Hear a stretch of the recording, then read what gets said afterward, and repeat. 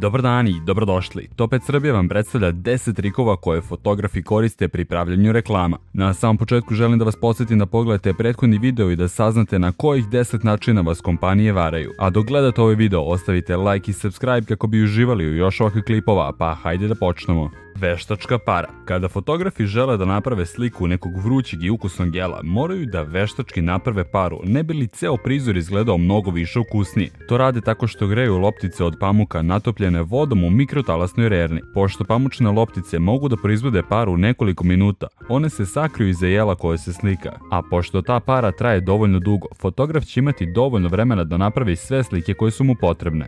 Slike sladoleda. Ne znam da li ste znali, ali na svim reklamama i reklamnim slikama sladoleda ne koristi se pravi sladoled, jer bi se on istopio pod toplotom koju pravi rasveta na setu za snimanje pre nego što se napravi reklama ili slika. Umesto sladoleda koristi se krompir pire i boje za hranu koje omogućavaju fotografu da snimi sav materijal koji mu je potreban. Mleko u reklamama za pahuljice.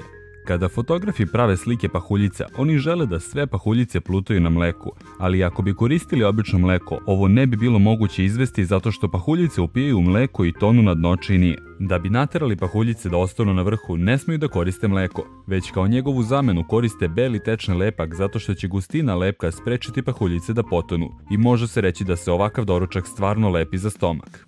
Fotografisanje insekta. Insekte je u suštini teško slikati zato što se jako brzo kreću, tako da kada fotografi trebaju da naprave slike insekata, prvo ih stave u frižider da se ohlade, zato što će se usled hladnoće sporije kretati i time omogućiti fotografu da napravi savršene snimke. Mehurići u pićima.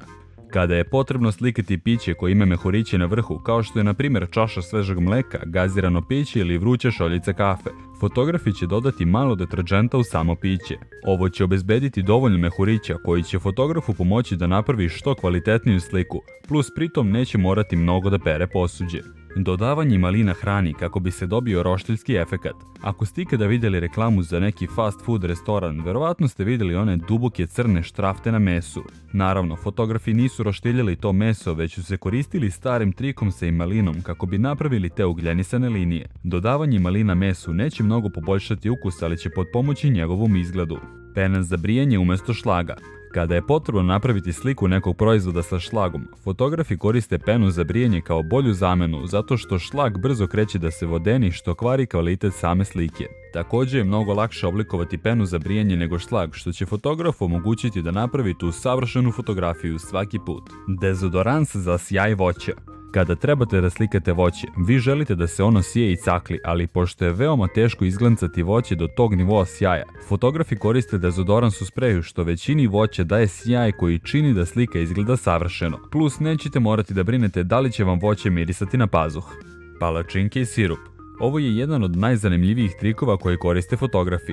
Pošto ne žele da palačinke upiju sav preliv od sirupa, prvo će poprskati palačinke zaštitnim lakom koji će omogućiti da sirup ostane na površini palačinke, tako da nemojte da padate na svakakve fotografije. Šumeće tablete za pravljenje fiza.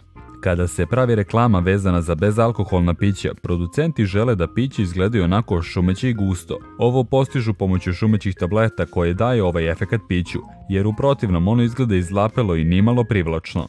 Šumeće tablete daju ove efekte i još jedna pozitivna stvar za fotografe je to što one mogu da se dodaju koliko god im je potrebno, sve dok ne naprave onu savršenu fotografiju.